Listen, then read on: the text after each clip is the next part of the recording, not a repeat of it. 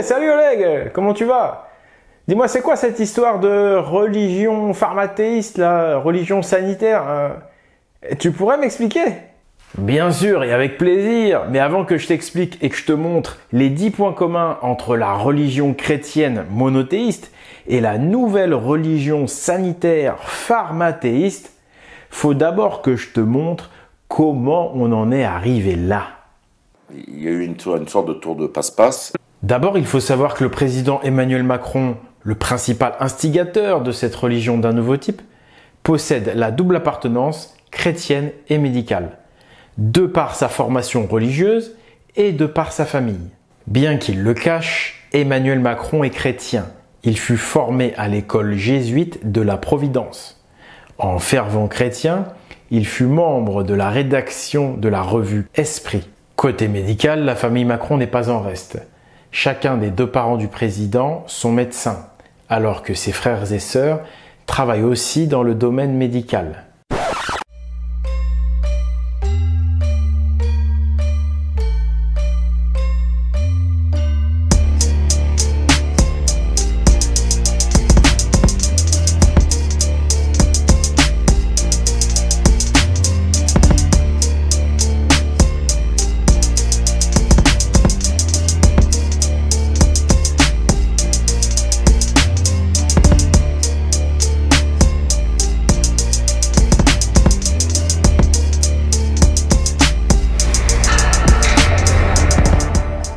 Depuis le 11 septembre 2001, il y a eu un tour de passe-passe. Il y a eu un glissement. Depuis une société démocratique et laïque, on est passé à une société de plus en plus religieuse. C'est le culte de la bien-pensance qui s'est installé. Ce culte a été introduit progressivement au cours des 20 dernières années, tel un embryon d'une religion qui ne dit pas son nom. Les premiers symptômes de cette étrange religion athée ont été la restriction de la liberté d'expression, en commençant par la restriction du rire. En effet, aujourd'hui, on ne peut plus rire de grand-chose. Le rire, c'est peut-être le geste le plus révolutionnaire qui soit chez l'être humain. Oui, c'est peut-être pour ça qu'il est beaucoup plus difficile aujourd'hui, non? Oh là, aujourd'hui, il est menacé en tout cas. Il est menacé, ça c'est vrai. On n'a plus le droit de rire. C'est-à-dire que moi j'ai connu quand même les années 60 où il y avait vraiment il y a toujours eu des curés extraordinaires, mais il y a toujours eu des gens dans la religion notamment qui étaient sévères et qui en profitaient. Et là, ça a un peu disparu. Et il y a une nouvelle religion qui revient, c'est pareil, on n'a pas le droit de dire ça, ah ben vous avez dit ça, vous m'avez blessé, vous m'avez fait ceci. Ouh, là, et en fait, c'est une dictature qui ne dit pas son nom qui revient, quoi. Puis ce culte de la bien-pensance a rendu tabou certains sujets, jusqu'à faire interdire toute discussion sur les 10 sujets. Ce phénomène est appelé le gauchisme, mais en réalité, il agit tel une véritable inquisition religieuse. Et ça, historiquement, c'est de droite. Je trouve qu'aujourd'hui, on a falsifié les choses. Il y a des gens qui se disent de gauche, j'ai presque envie de me rouler par terre de rigolade, en disant, bon, assume ton truc de l'ancien régime, voilà. Parce qu'on a changé les mots, en fait. Hein. Avant, on disait la charité, maintenant c'est la solidarité. Ça, c'est un petit peu, oui, il y a eu une sorte de tour de passe-passe. Mais il y a des gens qui aujourd'hui vont considérer que être de gauche, c'est condamner le supposé racisme caché dans un sketch. Oui, mais ça, c'est vraiment les gens de droite. Alors ça, c'est vraiment les mauvais curés dont je vous disais. Ça, c'est vraiment le nom de la rose. Ça, on peut toujours trouver. C'est pas bien ce que tu fais. Tu iras en enfer. C'est 3 je vous avais et 2 inrecuptibles et ensuite demande pardon. Non mais c'est ça, c'est exactement le même vecteur. Hein. Il y a eu un transfert des concepts de la droite religieuse vers la gauche. Je dirais même plus, il y a eu infiltration des religieux dans la gauche. Et j'en veux pour preuve que la gauche, bien qu'historiquement opposée aux religions, défend maintenant ouvertement la religion islamique. Depuis 20 ans, la République soutient, discrètement il est vrai, les religions monothéistes. Et malgré tous ces efforts, la majorité des citoyens restent réfractaires à toute conversion. Quelle déception pour les religieux. Nous en étions là en 2019. Puis tout à coup en 2020, coup de génie. Par une formidable stratégie et une propagande omnipotente, il faut bien le dire, on a réussi à convertir tous les athées, à leur insu, à une nouvelle religion qui ne dit pas son nom. La religion sanitaire qui voue un culte à Big Pharma. Après le monothéisme judéo-christiano-islamique, voici le pharmathéisme. Au XVIIIe siècle, le régime était une dictature religieuse. Au XXIe, le nouveau régime sera-t-il une dictature sanitaire? On regarde tout de suite les 10 points communs entre monothéisme et pharmathéisme. Dieu, l'unique, est au-dessus de toutes les lois, comme les autorités sanitaires qui sont au-dessus de tout, y compris des droits de l'homme. Et ça, c'est rendu possible grâce au clergé. Le premier point commun entre monothéisme et pharmathéisme, c'est le clergé. Dans l'Ancien Régime, c'était le clergé, l'autorité religieuse toute puissante. Aujourd'hui, c'est l'autorité sanitaire qui est toute puissante. Les évêques ou le pape faisaient la loi. Aujourd'hui, les spécialistes qui passent à la télé font la loi. Le plus gros du corps du clergé, c'était les prêtres, les curés, qui étaient au plus proche de la population et qui lui insufflaient la pensée unique. Aujourd'hui, ce rôle est confié aux médecins. De la soutane, on est passé à la blouse blanche. Deuxièmement, les adeptes. Dans l'Ancien Régime, il y avait des croyants. Aujourd'hui, il y a des patients. Leur signe de reconnaissance, d'un côté la croix, de l'autre le masque. Leur rituel religieux. Avant d'entrer dans un lieu saint, les chrétiens faisaient le signe de croix. Avant d'entrer dans les nouveaux lieux de culte modernes, les commerces, les patients se lavent religieusement les mains à l'aide de gel hydroalcoolique. Les actions religieuses pour être un bon adepte. Le croyant prie alors que le patient porte le masque, se lave les mains 15 fois par jour et reste à distance des autres citoyens, des autres patients.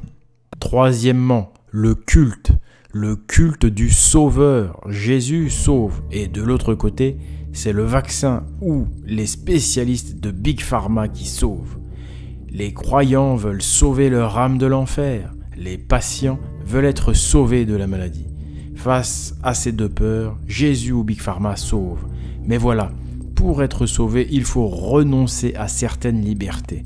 La mise en servitude de l'adepte s'obtient lorsqu'il renonce à sa liberté.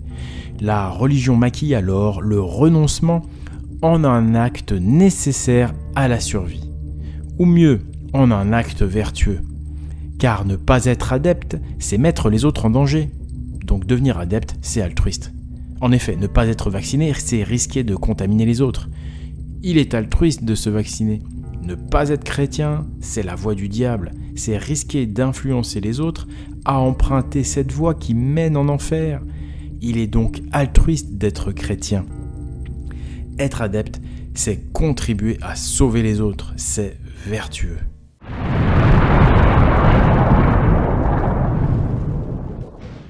Le culte du Sauveur est une formidable stratégie de conversion religieuse. Il permet d'installer une pensée unique au nom du bien commun.